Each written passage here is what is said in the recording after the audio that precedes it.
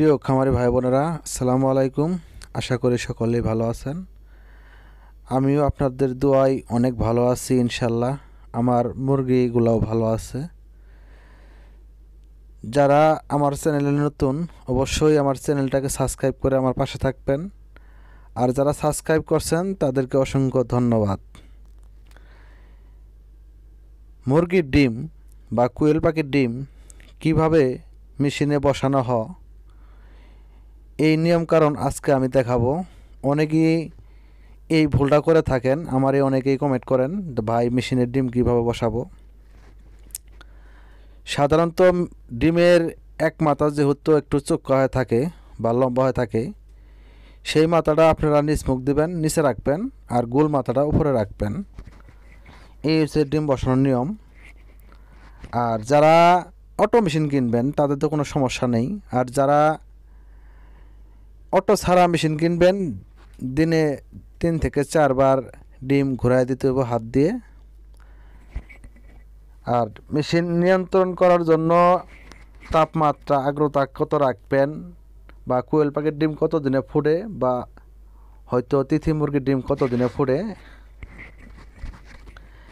আপনারা যারা কোয়েল পাখির ডিম ফোটাতে চান, সাধারণত কোয়েল পাখির ডিম 17 দিনে ফুটে বাচ্চা বের হয়। আর তিথি মুরগির ডিম, যেহেতু এই মুরগির ডিমের খোসা অনেক ভারী মোটা, এর জন্য তিথি মুরগির ডিম সময় লাগে 28 দিন। কিছু কিছু ক্ষেত্রে 27 দিনও লাগে, 28 দিনও লাগে। দেখতেই পারতেছেন আমি কিভাবে ডিম বসাইতেছি। আসলেই একটা ভিডিও যদি দেখতে চান, অবশ্যই পুরো ভিডিও দেখবেন, দেখলে বুঝতে পারবেন বা আপনার অভিজ্ঞতা হইব ডিম বসানোর নিয়ম কেমন, কিভাবে বসানো হয়, বা আর্দ্রতা কত থাকে, তাপমাত্রা কত থাকে। সাধারণত এগুলা মেশিনের তাপমাত্রা 37 রাখতেই হবে। আর্দ্রতা আপনার 60 থেকে 65, 55 হলেও সমস্যা নেই। আপনারা কেউ যদি ডিম ফোটানো মেশিন কিনতে চান, যোগাযোগ করতে পারবেন। আর কারো যদি কোনো সমস্যা হয়ে থাকে, আমার কাছে ফোন দিয়ে জেনে নিতে পারবেন। আপনাদের কারো যদি কোয়েল পাখির ডিম লাগে, হয়তো বাচ্চা লাগে, আপনারাও আমার কাছে ফোন দিয়ে জেনে নিতে পারবেন। পাশাপাশি তিথি মুরগির ডিম আছে, তিথি মুরগির বাচ্চা আছে, এগুলাও সংগ্রহ করতে পারবেন। আমার ঠিকানা জামালপুর বক্সিগঞ্জ। আমরা অনলাইনেও বাচ্চা ডেলিভারি করে থাকি।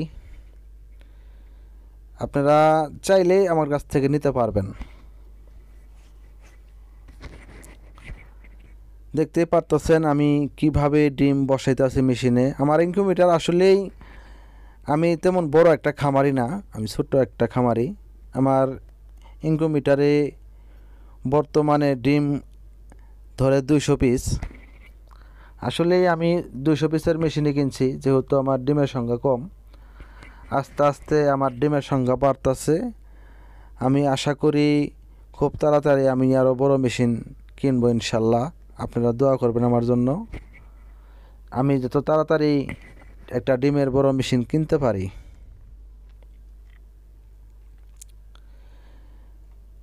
আমাকে অনেকজনই কমেন্ট করেন, প্রশ্ন করেন। এর আগে আমি একটা ভিডিও করছিলাম, আপনাদের মাঝে একটা ভিডিও দিয়েছিলামই আর কি। আমি নিজে একটা ইনকিউবেটর বানাইছিলাম, একটা কার্টুন দিয়ে 60 ওয়াট লাইট দিয়ে, আর্দ্রতা তাপমাত্রা মেশি দিয়ে। আপনারা যারা অল্প ডিম ফোটাতে চান, আপনারা কার্টুন দিয়ে আপনারা বানায় ডিম ফোটাতে পারবেন।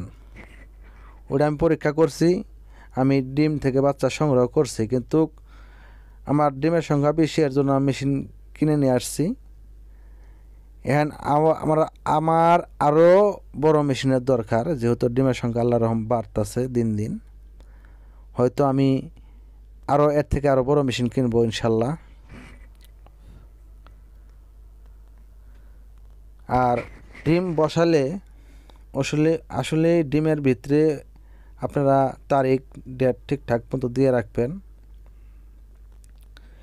আর মেশিনে দিনে 2-3 বার আপনারা দেখবেন তাপমাত্রা আর্দ্রতা ঠিক আছে কি না, কারণ এগুলা আর্দ্রতা তাপমাত্রা একটু ওঠানামা করে, এর জন্য একটু বেশি বেশি খেয়াল রাখবেন।